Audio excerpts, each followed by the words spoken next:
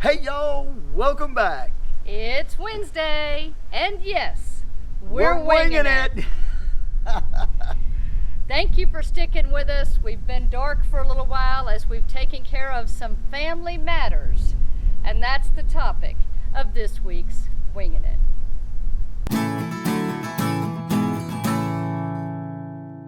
All right, just to refresh your memory on Winging It, we set the timer on my phone for 10 minutes. We talk about the topic. When the timer goes off, we wrap things up. This is totally unedited, unscripted, and you get what you get. So, 10 minutes on the clock. We're winging it.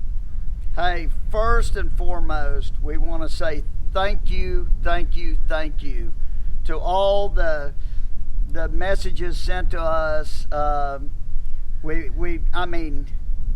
That hit straight to the heart. We really appreciate that. It meant a lot.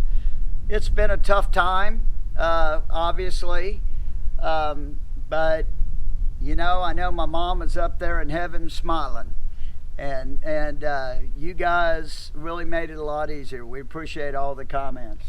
And you know, normally we do our best to respond to as many comments, if not all of the comments, as possible.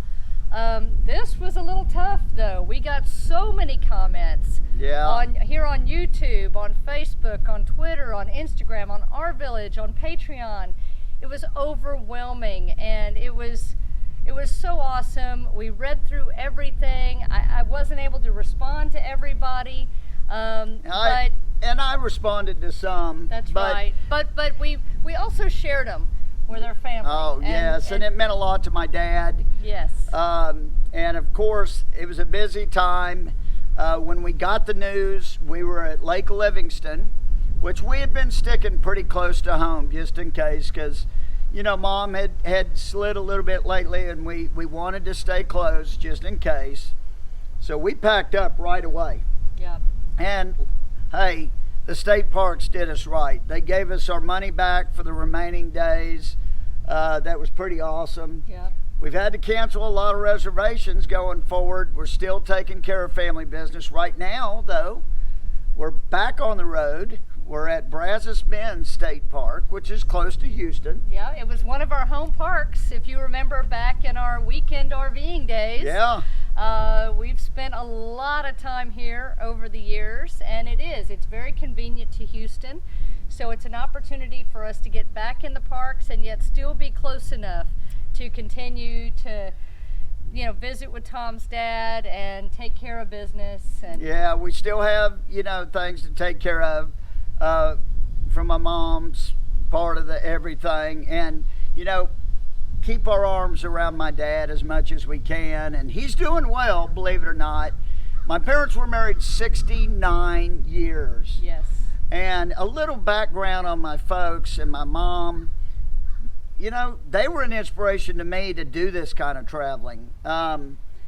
When they got married, my parents moved 20 times in the first 6 years of being married. Yes, they got married on the way to work. On the way to my dad's first job out of college.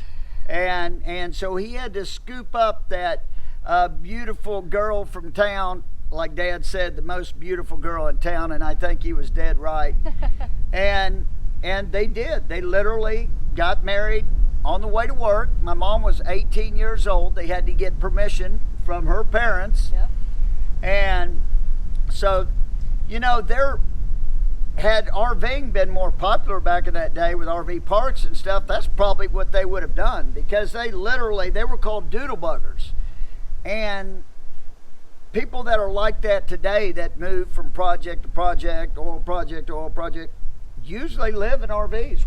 We've met a bunch of people out there, and it would have been easier for Mom and Dad, because in one of the places they stopped at, they literally lived in one day.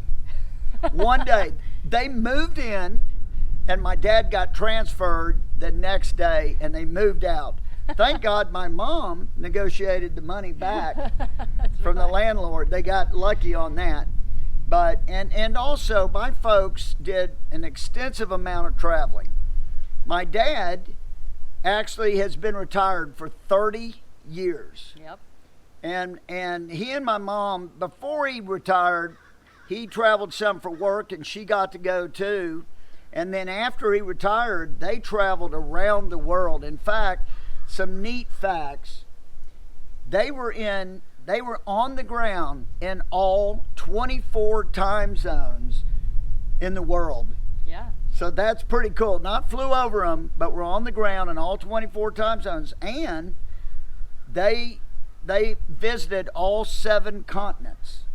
Yes, they did. So, I mean, they traveled all over the place. They went to a lot of national parks and stuff by car and with friends and through tours. And so they've been a great resource for us as we've been traveling. They would say, oh, make sure you need to go to this place or that place. Don't miss this.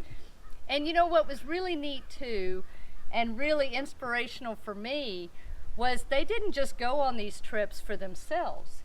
They'd go on these trips, his dad would take tons of pictures, his mom would paint what they saw, they would take notes, and when they got back from the trip, they would share their experiences and what they saw and the people that they met through slideshows and through presentations to different organizations that they were members of. Yeah, my dad loved doing the slideshows. And like she said, my mom was an artist. She's got paintings all over the place. People started sharing them on Facebook and stuff of the paintings they have of my mom in their house. So, you know, her memory is going to live on maybe forever because of her artwork. And so, you know, we are very, very thankful for that. And, you know, we're very thankful for family. And, you know, with this lifestyle, we were able to just drop everything, Right. get back, find a place to park. Thank you again to Greg and Carolyn. I mean, we sound like a broken record, but were so gracious to take us in one more time, let us plug in and sit there, and that really helped. And Stacy's mom helped a bunch because Stacy's mom lives close to where my dad was and close to where the funeral home was, so we were able to stay at her house several times to be able to get back and forth quicker. So this lifestyle the flexibility in it has really helped, and we were able to just concentrate on family. Yeah. And I think, you know, just to answer a few questions, because over the years, even before we were full-time RVers, when we announced that we were going to become full-time RVers, we started getting the questions related to handling family issues when you're traveling. And so a few pieces of advice that maybe we can share with you on that subject, since it's something near and dear to us at the moment, is before you start out, if you've got family in particular parts of the country, for example, take a look at what's available in that area where you might take your RV, not only when you're visiting, but if something goes wrong and you need to get there quickly, maybe put those numbers for those places in your phone so you don't have to stress out trying to figure out where to go. You can just pack up and head that direction. Yeah, we got lucky because, I mean, literally, again, with Greg and Carolyn, I had talked to Greg the night before just by chance. Mm-hmm. And then the next morning we got the news of my mom.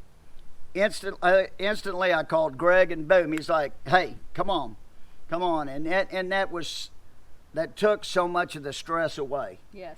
It really did. So we knew where we could keep the RV. We definitely, we had to make the decision. We could have kept the RV up there at Livingston State Park, and we had another 4 or 5 days, but we would have had to go get it. And that's about 2 hours from Houston. So we made the right decision. Yep. By moving. But that's another thing we did. Like Tom said, we knew that, you know, his folks might need a little more support here over the next few months. So we had already decided we weren't going to be leaving Texas anyway this summer based on everything else that was going on. But it made sense for us to stay fairly close to Houston, where they are, for a while, just in case, so that if something did happen and we needed to get back right away, it wouldn't take us more than a few hours to get there. So maybe that's something else. If you know that something's, going on with someone you care about, maybe plan on traveling fairly local to where they are for a little while, so you can get to them more quickly. And we're, like we said, we're still going to be around the Houston area for a while. We still got stuff to take care of, but it's no problem. We can. There's a lot of state parks around Houston, so we'll be able to move around. And you know what? It doesn't have to be a state park. We could. There's RV parks we can stay at, many that we already have. So oh my gosh, boy, that flew by. But the main thing is obviously family matters, but you can take care of your family matters with this lifestyle. And we have a lot of folks out there, friends of ours, that they get to go around and see their family because of this lifestyle. Their family's spread out. Their kids all moved to different states. So now they can move around and go see those different kids, and they do. And then obviously if something happens, they're able to go wherever they need to go. So even in this time, it's still a flexible lifestyle. The RV parks are open. Most of the state parks in Texas are open. Most of the state parks around the nation, I think, are open now. Most of the national parks are open. So the flexibility is there. Well, and that's the key. RV life is all about flexibility. So it's good to be comfortable with that and just embrace it as part of the adventure. Yep. So we will see you on Sunday. We're going to be trying to get back on our regular video schedule. So please, we'd love to hear from you. Say hello, and we will see you on Sunday. Safe travels. And happy camping. Bye. Bye.